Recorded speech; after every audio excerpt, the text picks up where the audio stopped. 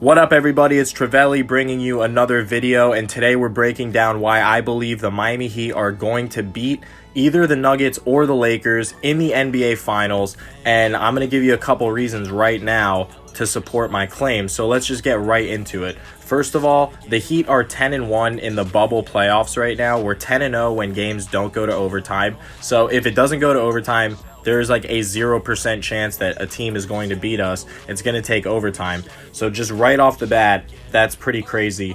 Let's talk about the fact that the Heat have 6 players in double-figure scoring in the playoffs so far. So that's 6 players over 10 points a game, and 2 of those players, Jimmy and Dragic, are 20-point-per-game scorers each. So you got to stop 2 guys scoring 20, but there's another 4 guys on the roster that could get you above 10 points on any given night. That's what we saw last night with Duncan Robinson.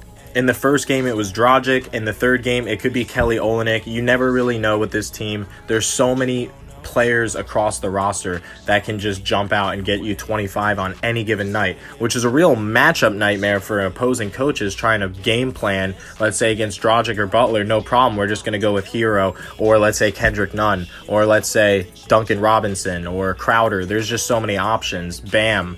So, all right, let's look at, we talked about the fact that they've got a lot of scoring. Obviously, the Miami Heat are a top 5 defensive playing team, so no worries there on the defensive side of the ball. Then we've got the fact that they're just blowing away teams in the playoffs, so they're getting plenty of rest, right? They've never at any point in time gone from one series to the next in 2 days. We're always getting a 3-day or 4-day overlay, which is great. Now, in this series, we're up 2-0. I expect the Lakers in the Nuggets series to go to 6. So if the Heat take care of business in 5, that gives us another 3 to 4 day rest compared to the Lakers or Nuggets 2-day rest. It's going to be a huge difference in getting the bodies prepared for what's up to come. So that's another thing. Rest comes into play.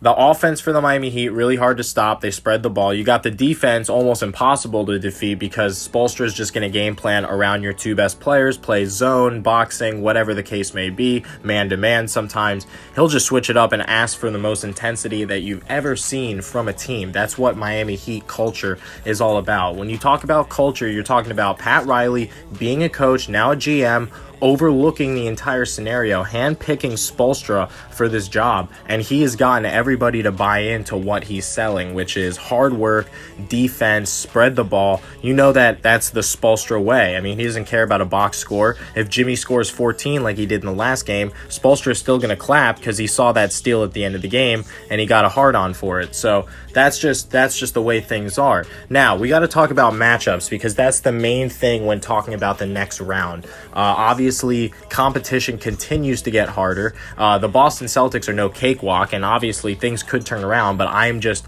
not projecting that going to happen. They would have to win 4 out of 5. It's not going to happen. The Heat are going to move on to the NBA Finals. Now, the question is, when we get to the Finals, what can we expect? We can expect an intense matchup between Jokic and Bam if the Nuggets make it, and we can expect a tough matchup between Davis and Bam if the Lakers make it. Now, let's just talk about one by one. The Nuggets make it, right? You're going to have Jimmy Butler and Jay Crowder to basically hound Jamal Murray in a pick-and-roll scenario where they're not going to let him get a 3 off. He's going to become a pick-and-roll driver, really going to have to make deep contested threes against Jimmy and Jay's crowding defense. Now, when you put someone in the pick-and-roll, like let's say Bam, because that's what they might do, Bam is going to be covering Jokic, they're going to put him in a pick-and-roll. He's not going to be on ice skates. I don't care what guard it is. Bam is going to hold his ground against Jamal Murray. He would hold his ground against CJ McCollum. It doesn't matter. He stays low, but he's tall enough to get a hand up. I think the stat is when players are shooting against Bam Adebayo, it's 21% from behind the line, from behind the 3. So you take those stats and you run with it. Jamal Murray is not going to be able to score in the pick and roll. Take away the 2-man game for Denver, and you're making Paul Millsap, okay, or Gary Harris beat you, and I'm going to take my chances with the rest of my team versus the rest of their roster. So we know that Bam can guard Jokic, Butler or Jay can guard Jamal, but vice versa. I don't think Jokic can guard Bam in the post or when he's getting a full head of steam from half court dribbling the ball. He's like an imitation Giannis. So All right, moving on from the Nuggets, I don't even think they're going to make it. I think the LA Lakers have enough firepower to beat the Nuggets. So let's say it's the Lakers. You have to think about two different scenarios. One scenario where LeBron is being covered by Butler, or one scenario where LeBron is being covered by Crowder. See, they're going to run the pick and roll with Bam if Bam is on JaVale McGee, because they want to get some sort of mismatch with JaVale on, let's say, Crowder or Butler down low. But the Heat might do something that I am well aware of. I'm a Heat fan. We might change our starting lineup for the finals and get a little bit beefier so that we can have, let's say, someone like either A, Kelly Olynyk, or B, Derek Jones, just be the body that they need to be, pick up fouls, whatever, on JaVale McGee and Dwight Howard when they come in the game. But they're going to save Bam's defensive energy for Davis, and they can lock Davis up on Bam all game.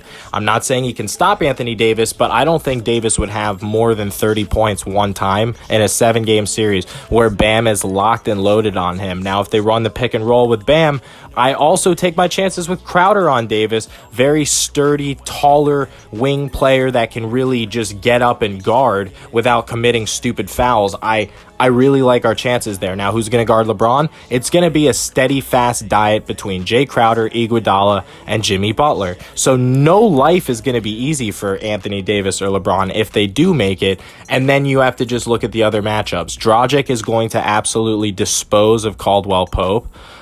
Just based on what he's done to Eric Bledsoe, who's better than Caldwell Pope, and what he did to Malcolm Brogdon.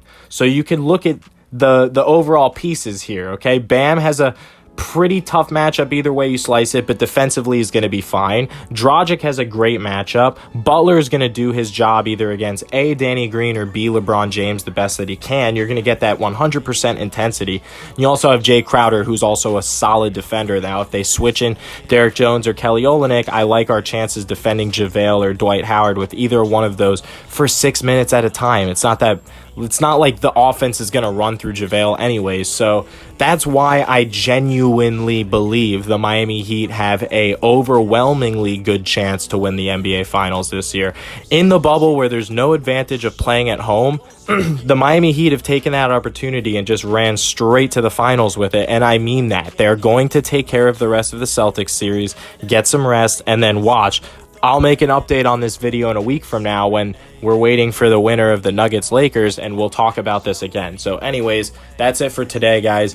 If you like this content, if you like seeing these highlights and you like seeing this commentary, it really is such a fun job for me. I love doing it. I love to do it full time, but the only way I can do that is if you guys go ahead and subscribe, like, support me on Patreon, the whole 9 yards. Tonight we're doing a live stream with some fun guests during the NBA playoffs. So we're going to have the Game 1 Lakers versus Nuggets coverage, and we will see you then.